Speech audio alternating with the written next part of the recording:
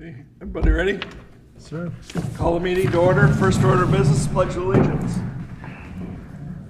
Pledge allegiance to the flag of the United States of America and to the republic for which it stands, one nation, under God, indivisible, with liberty and justice for all.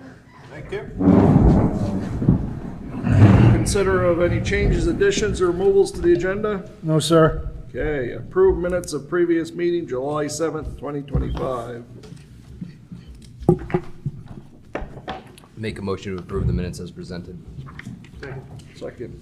Any discussion? Being no discussion, all those in favor signify by saying aye. Aye. Guys opposed? Guys have it. Department head reports, guys have them? You missed comments from citizens. Oh, sorry. Comments from citizens? There's a whole bunch of them here, but Yeah, that's why I skipped it. Excuse me. Department head reports. so you have those. You were just provided with the transfer station and police department reports. Anybody have any questions on them? Yeah, for Chief Werfel, what is the Special Investigations Unit that Officer Foote is a part of? So that's like special victims units, crimes against children, sexual assaults and stuff like that. And so is that done like through the state police, or we work with surrounding towns for that? No, Officer Foote actually went to the basic forensic interview course, which is required to be part of the unit. And so she works alongside with the Windsor County unit for special investigations. Awesome. Cool, thank you. Yep.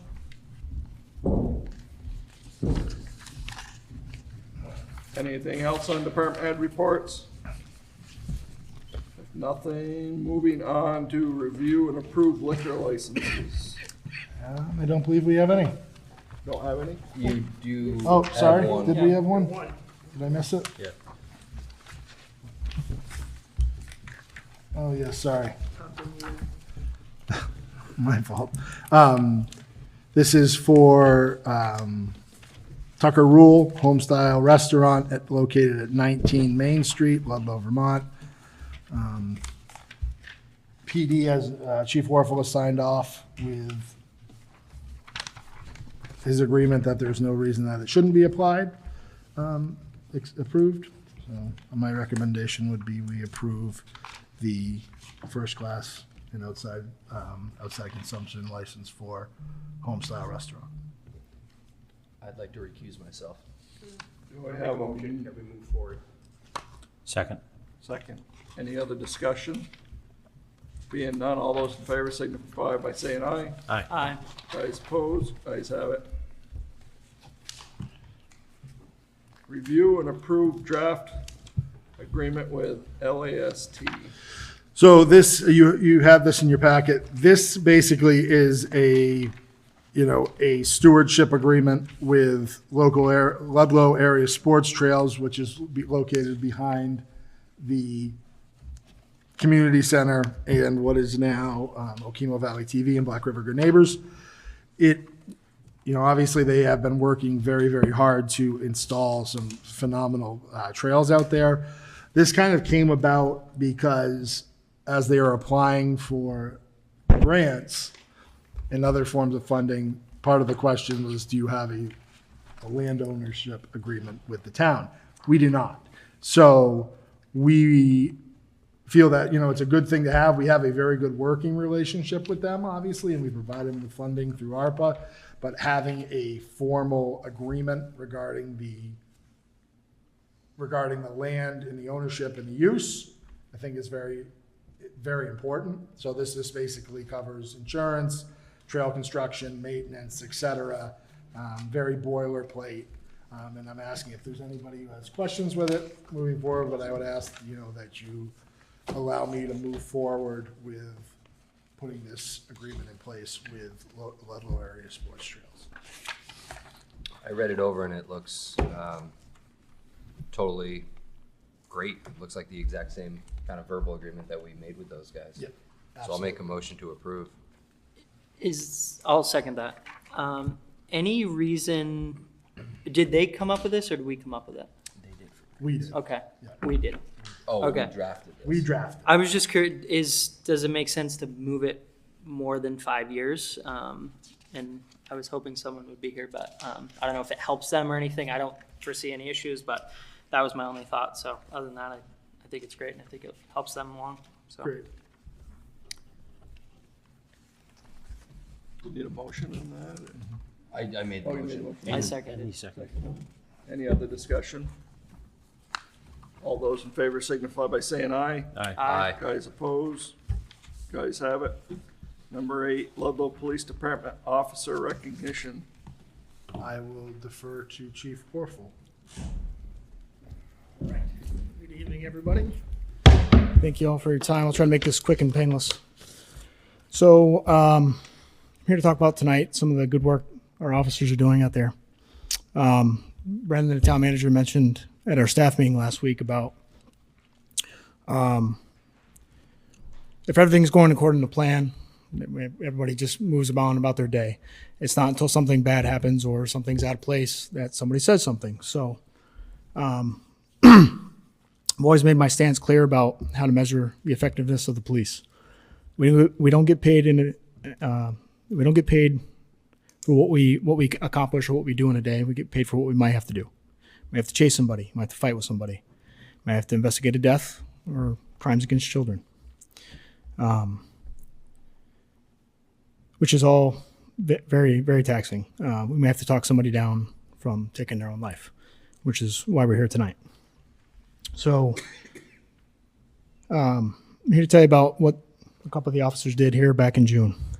Summary of the incident is on June 22nd, 2025 at approximately 15:44 hours, 3:44 p.m. The Ludlow Police Department received a call about a suicidal male who was currently on top of a railroad bridge, threatening to jump off and ending his own life. Patrolman Marissa Foote was on duty and assigned to the call. Patrolman Foote immediately, without hesitation, responded to the area that she recognized, the railroad bridge, to check for the male, demonstrating a strong knowledge of her coverage area. Then Corporal and now Sergeant Riley worked with dispatch to narrow down the exact location of the subject and to gather further more information. Upon arrival to the area, Patrolman Foote was unable to get a clear view of the bridge in its entirety. Patrolman Foote and Sergeant Riley then moved to the area of Bridge Street to attempt to make contact with the male. Patrolman Foote was able to make telephone contact with the male, who advised he was currently on top of the bridge and was intending to jump off and end his life. It should be noted that this bridge is approximately 70 feet above a public highway. Jumping from this elevated surface would be reasonable to believe that death or serious bodily injury would result if he jumped. Patrolman Foote, while on the phone with the male, remained calm, reassuring to the male. She was ultimately able to convince the subject to come off the bridge and to speak with him. The male then walked over to the officer's location and spoke with them, during which time he maintained his desire to end his own life and had a plan to do so. Patrolman Foote spoke with the male in a manner that was professional but caring and understanding. Patrolman Foote and Sergeant Riley were able to convince the male to come back to the Ludlow Police Department and to talk more. While en route to the police department, Patrolman Foote stopped at the store, purchased Gatorade for the male, as the temperatures on this day were in the 90 degrees. While at the police department, officers spoke with the male, who continued to maintain his desire to end his life. He experienced several mood swings. They contacted mental health services, and the male spoke with them. During a conversation with mental health services, he became agitated yet again, and Patrolman Foote was able to calm him down and again convinced the male to accept the ride to Springfield Hospital for mental health assistance. Patrolman Foote transported the male to the hospital, and once there again, he became agitated and attempted to leave. Patrolman Foote, without hesitation, using a calm demeanor, de-escalated the situation, ultimately resulting with the male getting admitted into the hospital. Throughout the duration of this incident, Patrolman Foote displayed sound judgment, excellent communication skills, bravery, and showed a genuine care for another human being. Several days later, the subject came to the police department after he was released from the hospital and spoke with Sergeant Riley.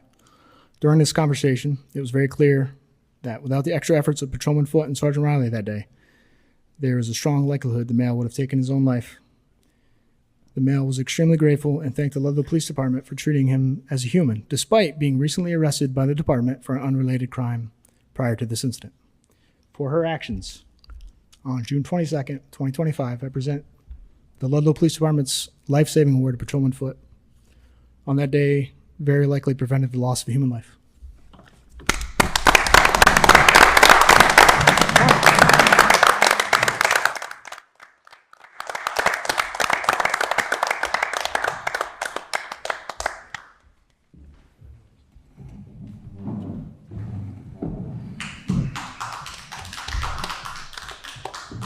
That's all I have. Thank you, gentlemen. Thank you. Thank you, Chief. Thank you. Steve.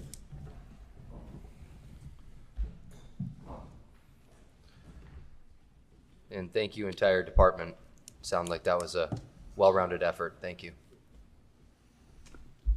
No, that's, I think Chief, hit it on the head that it's, I said where, that he alluded to that, municipal government sometimes is difficult because, especially here in Ludlow, I feel like we provide such a high level of services and everything runs relatively well, that sometimes you don't realize what you have or what people do until it doesn't happen.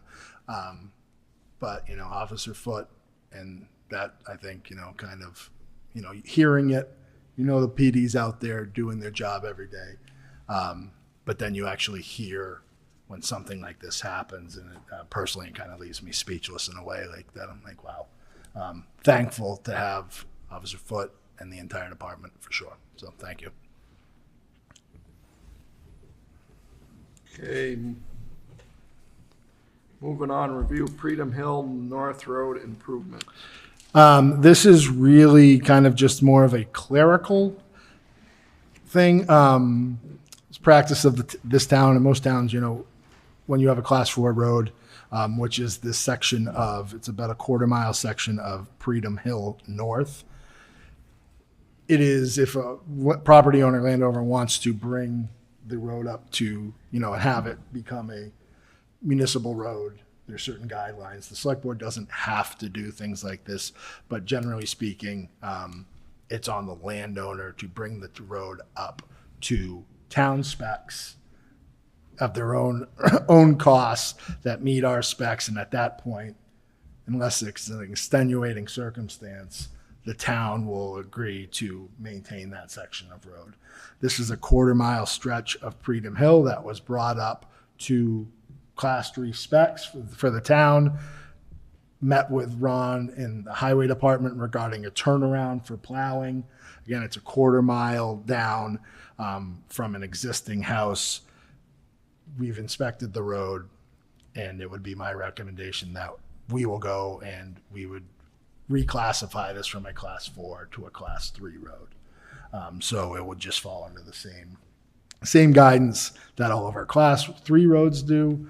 Again, it's a quarter-mile of maintenance that we'd be responsible for. We will add it to we will update our town highway mileage with the state pending its approval by this board. So instead of stopping wherever we used to stop, we're going a quarter mile longer. And turning around, there's a turnaround and Yep. come back up the road. And obviously there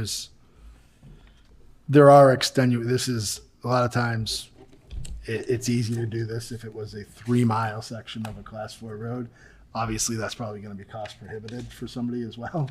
But this is kind of an easy, it's a common practice. Is the turnaround easier than it was? Yes. Probably a win-win then. So you need a motion for that? Yeah. Just to accept the quarter-mile of Freedom Hill North as a Class 3 road to reclassify. I'll make that motion to reclassify the quarter mile stretch of Freedom Hill North to Class 3. Any discussion?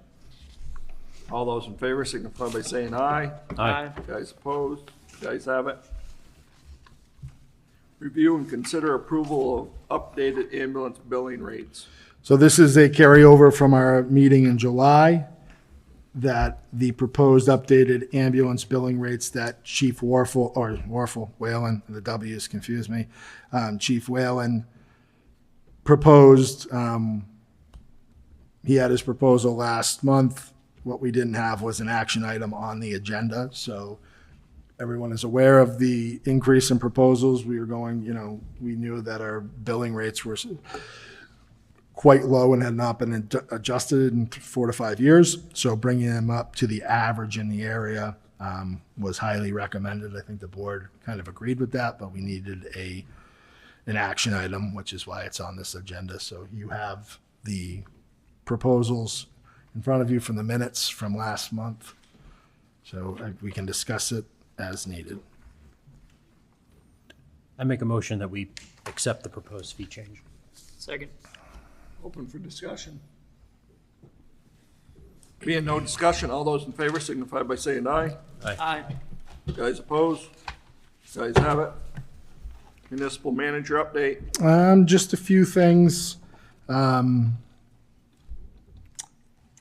Just wanted to say, if you noticed the welcome sign coming into town on the north side has been revamped. Just wanted to, make a little PSA for that. Thank Kathy Burns for maintaining it. Greg McGowan, Mike O'Neill, and George Benson, they all added labor, materials, and the land for where that sign sits. It's nice to see it coming into town. Tennis courts at Dorsey, the rehab that was funded via the ARPA funds through the rec department has been completed. They'll be open for business tomorrow. After curing, they look great.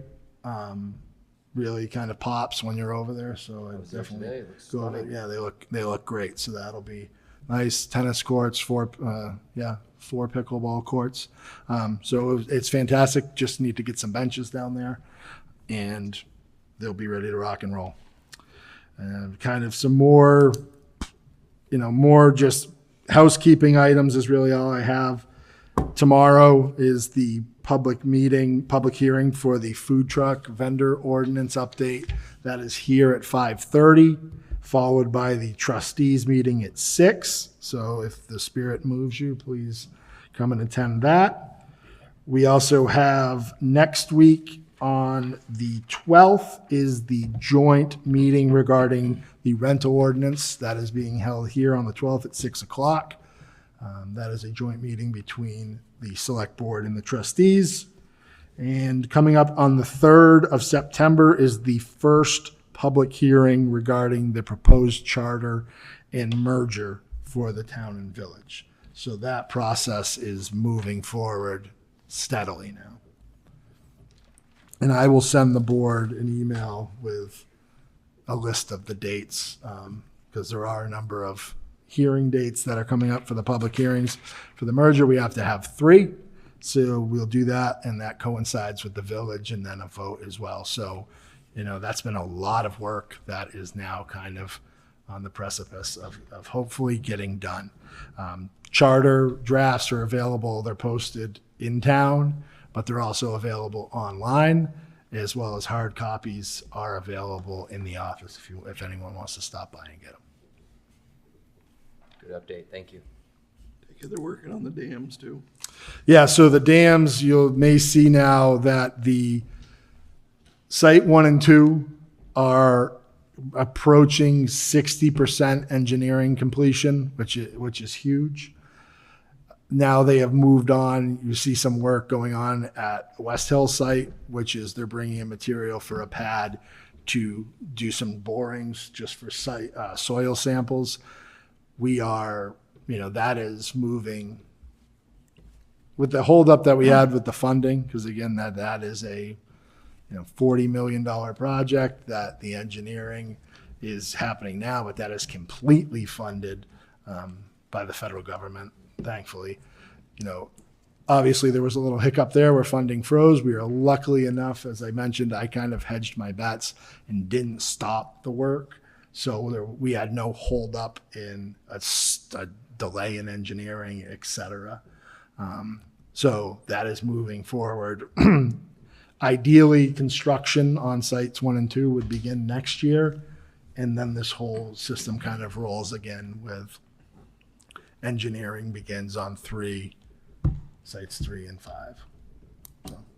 So I got a question about that earlier this week, and I didn't really know the answer of like, when we say the dams are getting rehabbed, or like, what does that actually mean? Are they ripping the whole thing out and starting from scratch? So what they are doing is the big portion that I think is the one that everybody is concerned about is they are dredging them to the best of their ability. So that increases the capacity back to what they were originally.